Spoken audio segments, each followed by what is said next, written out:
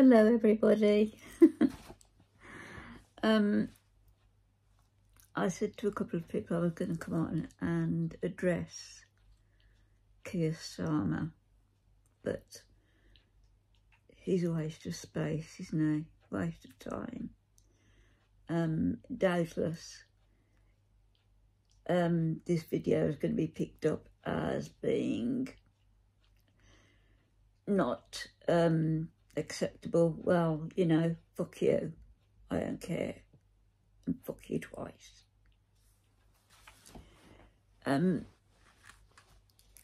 We have a Prime Minister who is not fit for service, is he? He's not serving us. He's not doing what he should. He's not listening to us in any way, shape or form. And so we have to make him listen. The way we go about that, you know, it's up to us as individuals. It's up to us as a collective now, as a collective movement.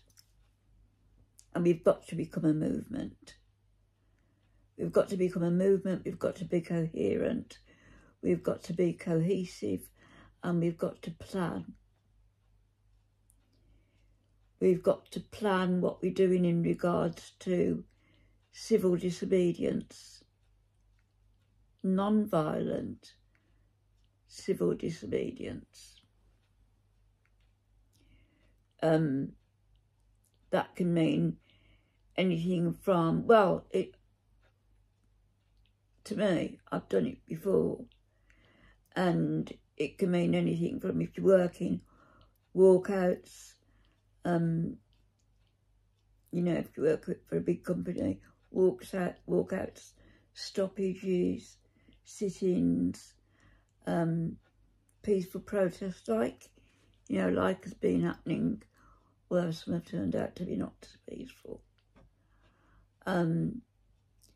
The other thing I thought of today was an old idea, and I think it originated about 20 years ago.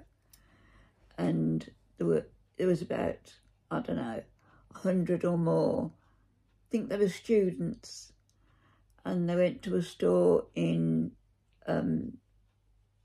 maybe it was New York. Anyway, they went to, I think it was Macy's they went to, and they were looking at this rug, and this rug at that time, in 2003, cost $10,000, which is about 7,000 quid. And so they congregated all around this rug and said that they were trying to work out whether they could all fit on it for, you know, for a loving that they were going to have. And they really disrupted the store, apparently.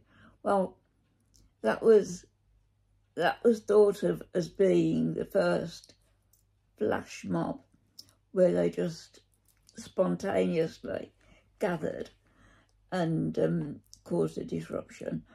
And that's what I'm thinking with us, that we could have flash mobs, that we could communicate via telephone, word of mouth.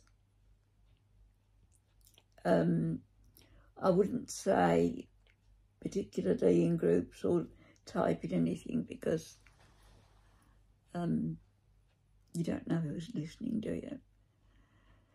So flash mobs, yeah, that'd be a good idea. There's all sorts of things that we could do, civil disobedience. And if Mr. Starmer is still not prepared to listen, then we'll have to step it up. Because we cannot allow this country to be overrun with Muslims. I worked in Saudi. I know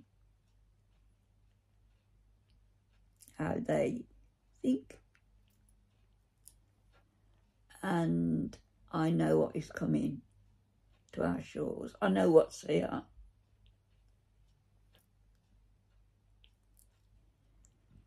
And they will get, okay, let me tell you something somebody told me.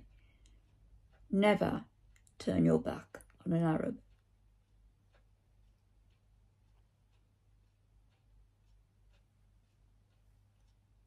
And I'd say that's pretty good advice. Am I Islamophobic? No. I just don't like them. I don't like the culture. I don't like the religion, the political ideology. I don't like the way they treat women. I don't agree with stoning. I don't agree with hands being chopped off. I don't agree with beheadings.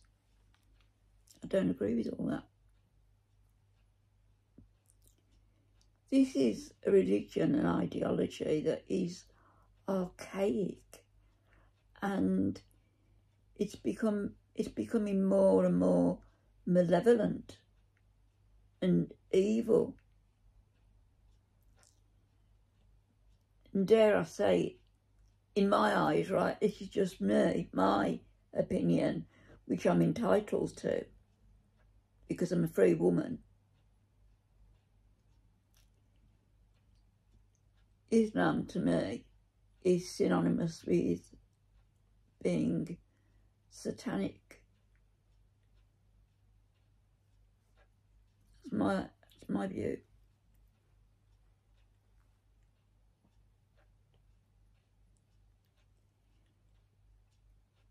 You might have seen on videos how they chastise their children.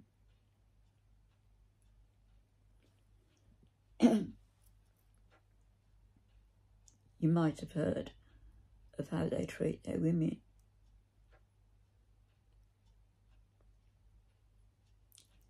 You know, they walk around looking like Coca-Cola bottles.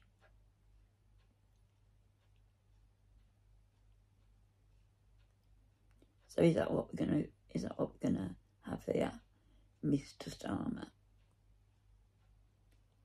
What next? So now, as if he hasn't got enough on his plate, he's insulted the Irish, telling them they're racist. I'm sorry about my dress. I had a pin in it earlier. I've had people round for lunch, and I've got a sore throat, as you can hear. So I'm not at my best. I'm not at my best, but even not at my best, I'm still got the fighting spirit. So there you go. So I won't bow down to him.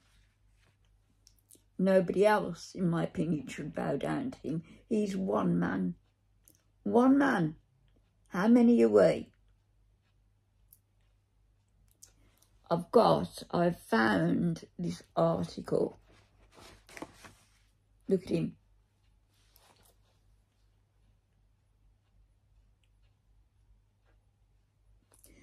And the article says, look, oh sorry, Arthur. Keir Starmer from Marxist, he was a Marxist, to a cop in an expensive suit.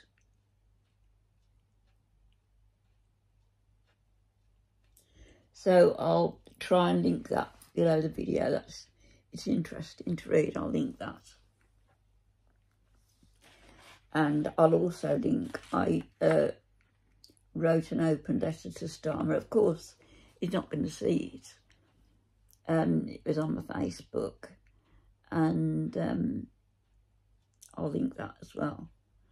So if you've got time, you know, in his busy day, when he's sitting at his desk thinking, now what can I do, now what can I do? What can I post on now? I'm PM. And Angela Rayner.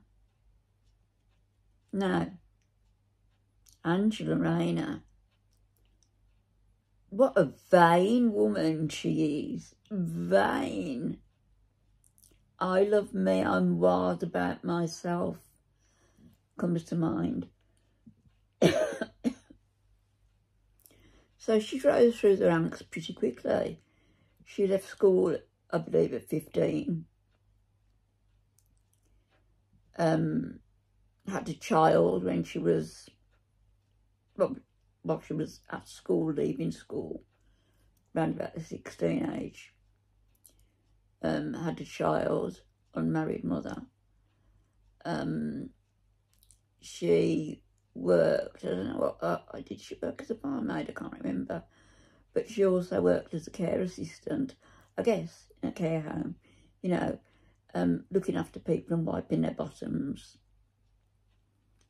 wiping their arses, and now she kisses Keir Starmer's. I don't give a fuck. I don't care. Say what I like. Harriet, stop doing that. My cat. Can you hear her? So Angela Rayner went from being a care assistant, which is an important job, don't get me wrong, but from that to Deputy Prime Minister in a couple of hops. So she went from from care assistant to being a trade union rep, wherever it was she worked, I don't know. And I guess a trade union experience brought her into politics. I don't know. But it's a bit of a jump, isn't it, in a few years? Bearing in mind she got a child, and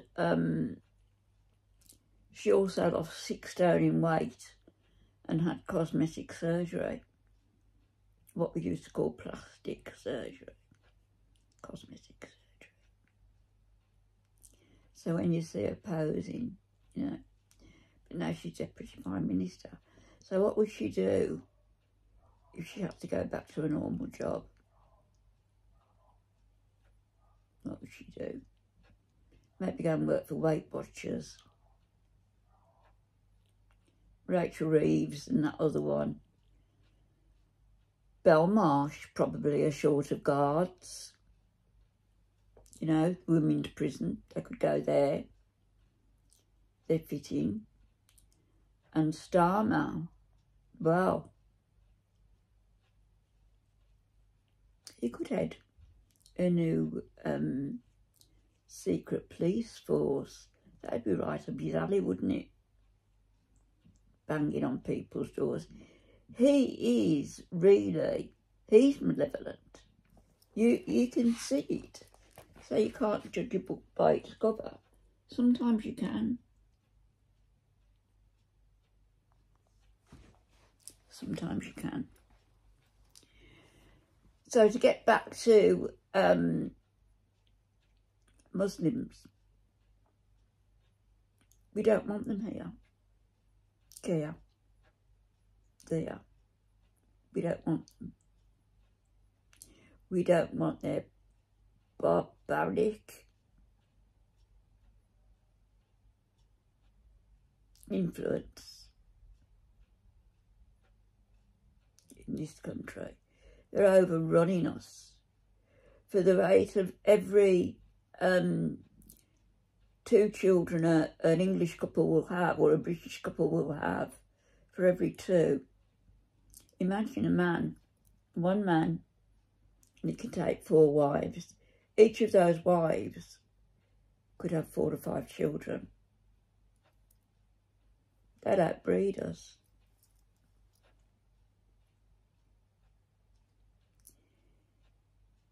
The boats have got to be stopped. The illegals who are here have got to be sent back. And you say sent back where? From where they got the dinghy. If they got the dinghy in France, send them back to fucking France. Macron's getting enough money from the British government. Send them back to France. I'd also ask, illegal immigrants, yes, but they're refugees. What are they refugees from? Where are the wars? Where's the war-torn countries that they've come from? And wouldn't it be women and children first? You've got all these able-bodied young men coming over, and they've left their mothers, their wives, their sisters, their children. They've left them all behind. They're not refugees.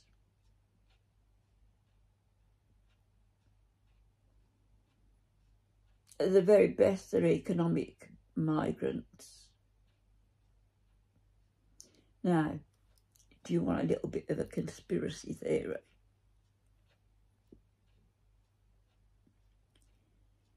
They're going into every country. This country, Ireland, all over Europe, the States, everywhere. They're everywhere. I think the plan is to have a great big melting pot so that eventually we will all be, well, we will be, I'll be dead, thankfully. But there'll be a melting pot. And so you can imagine your great-grandchildren, great-grandchildren, great-great-grandchildren. That's what you're going to do to them if you don't do something about this government now, and you don't do something about the Muslim problem now. They come in, they use knives, they kill with impunity. You know, you've got Starmer has put women in jail. What I know personally, in jail. For what? For attending demonstrations. And yet he's let the grooming gangs out. Apparently they're going to be deported within 3 months. Doesn't matter. What's going to stop them coming back? That doesn't matter. These gangs groomed over 1,400 kids that we know of. And it was going on for 20 years in Rotherham, and the police knew about it. Why didn't they do something? Why? And why are these criminals, these thugs, these rapists being let back out on the streets? When somebody can get arrested for writing something on YouTube. Oh, I don't know what we're going to get for this. I don't care. Fuck you. Twice. 3 times. Sick of it.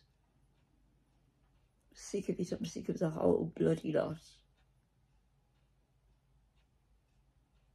Every day you see an influx of them. They're like locusts. And if they don't get what they want, they're likely to, if it's in a shop or an office or wherever, they're likely to smash the place up. And they know they're only going to get a smack on the wrist. Because our Prime Minister is not only accepting them into the country, he's welcoming them with open arms.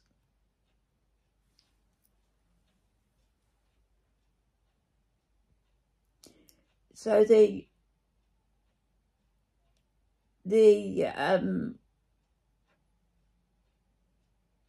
penalty, the punishment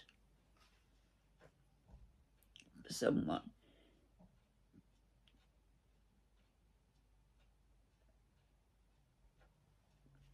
who commits adultery,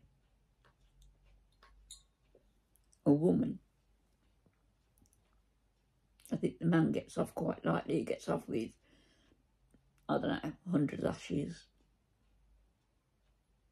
Nothing compared to what the woman has.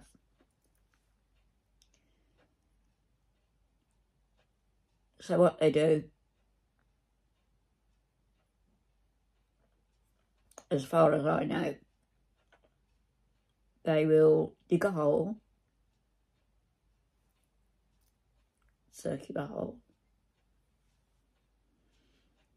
and up to the woman's chest, I think. So she'll be down that hole. And they will throw rocks at her.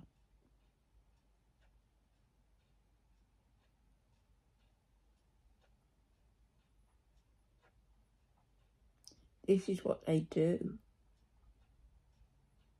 So I would say to our King Charles, you and Camilla, you committed adultery over and over and over.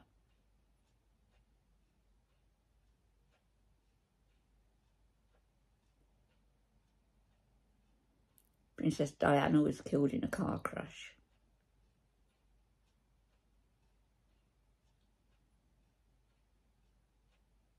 She knew it was going to happen, didn't she? One day.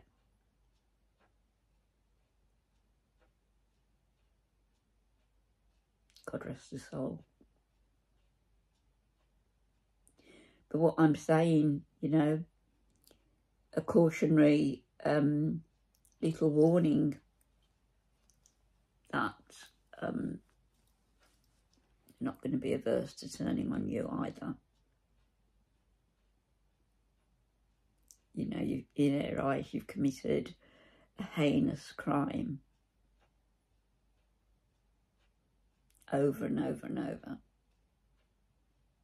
Or somebody's got to tell you. Somebody's got to have your best interests at heart. Might as well be me.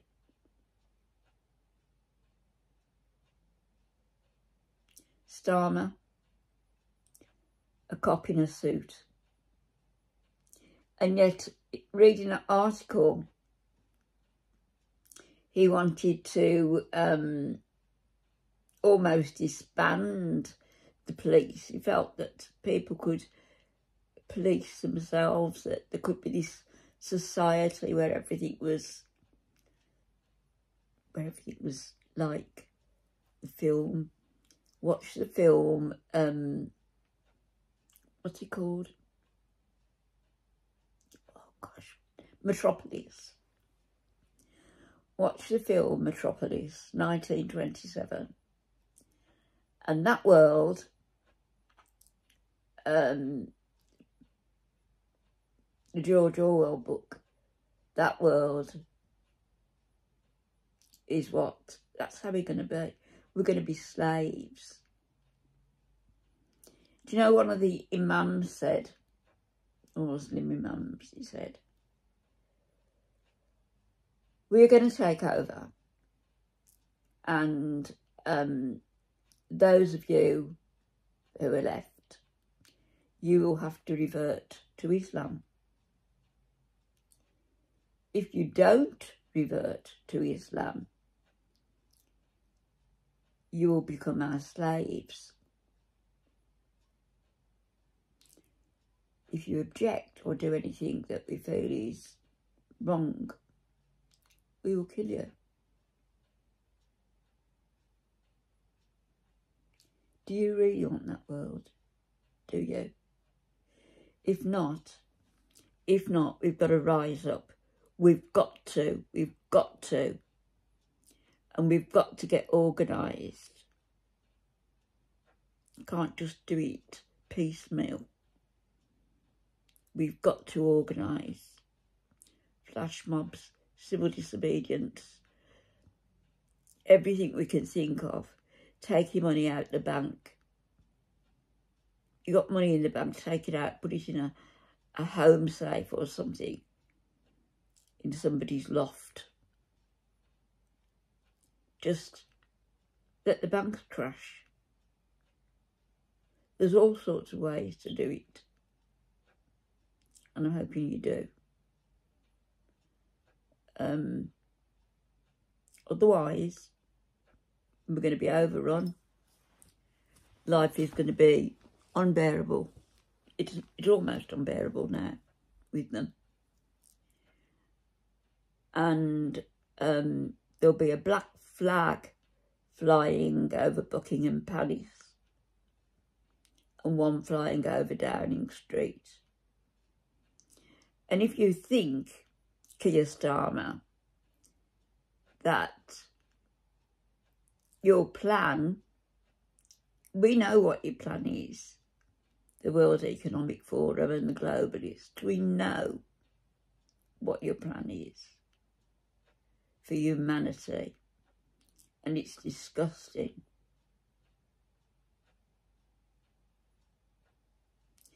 Bill Gates, by the way, predicted the next epidemic, didn't he? After COVID, he said there will be another one that will make COVID, you know, seem like nothing. So I guess that's monkeypox.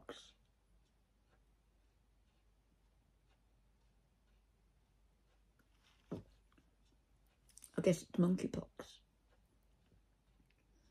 I didn't have the COVID vaccine.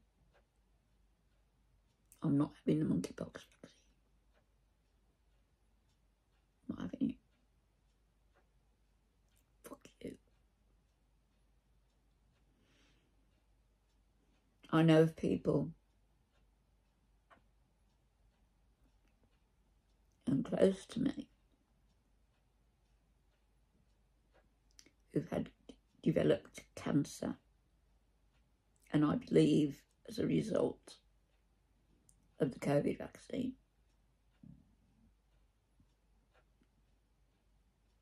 Another person with soaring blood pressure. Never had that before. I believe that's due to the COVID vaccine.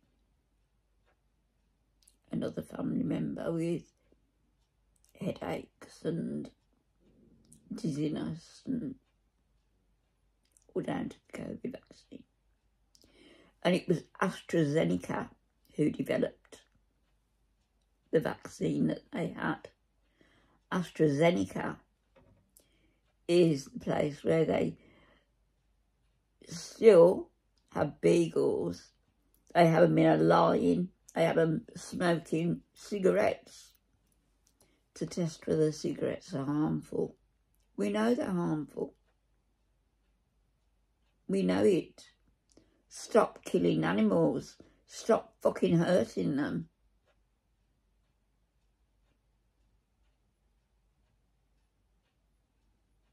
So you know where you can stick your monkeypox vaccine, Keir.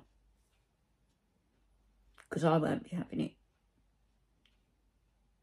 Don't trust any of you one whit.